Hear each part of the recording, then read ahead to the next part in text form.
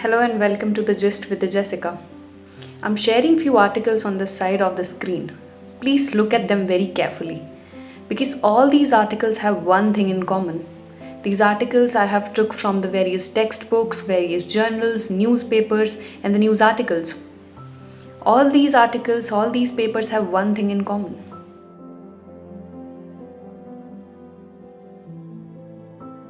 Have you identified the common thing that is there in the articles?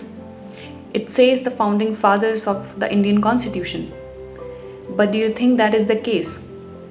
Do you think there were all men that were present in the drafting committee of the Indian Constitution? If you have read in your school very carefully, you must be knowing that there were 389 people that were there in the drafting committee of the Indian Constitution. But have you ever noticed anyone saying that there were few women also in the drafting committee? We always read the founding fathers of the Indian Constitution. Why haven't we ever heard about the founding mothers of the Indian Constitution? The drafting of the Indian Constitution amid the partition and after a very long period of the colonization has always been a moving and a very magnificent process. However, like many magnificent processes of transformation, there are some voices and there are some people that are recognized and others are erased.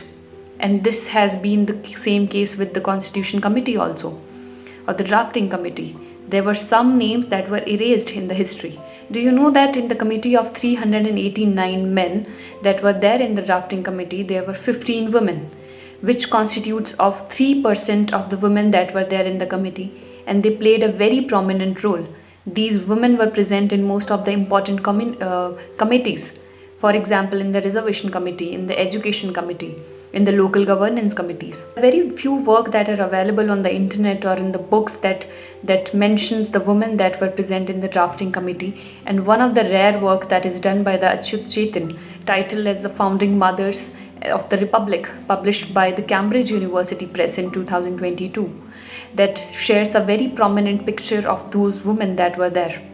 But our drafting committee and the institution that were made during that time also shares a very common story that is also there in the 21st century.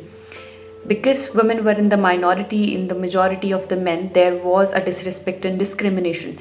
Even the Chetan writes in his book that women members often face this kind of thing, the disrespect and the discrimination in the committee. And that seems very obvious because there were only 15 women, 3% of the women.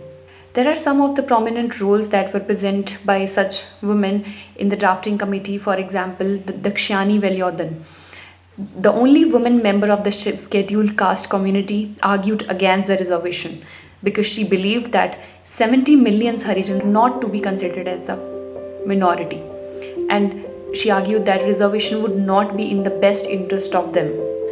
Amrit Kaur, which played a very prominent and a very major role in the committee, she was the India's first health minister and she held that for the past 10 years. Renuka Rai, she lived in London to complete her BA from the London School of Economics, and she presented a document titled Legal Disabilities of a Woman in India, a plea for a commission of inquiry in the year 1934 as a legal secretary of the AIWC. Sarojini Naidu, also known as the Nightingale of the India, she became the president of Indian National Congress and the first woman to be appointed as Indian State Governor.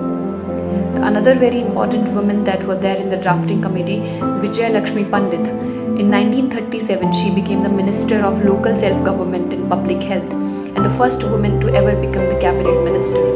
This was a very small example stating and highlighting that there were a very important women that were there. It doesn't mean that we should not consider the work done by the men that were present in the drafting committee, but it also doesn't make sense that we should ignore the women that were present in the minority and played a very important role. And also keeping in mind that it was the time of 1947 where there were very few women. Even I would say there were only very few people that were there who had capabilities and education to be a part of such committee, and these women were there.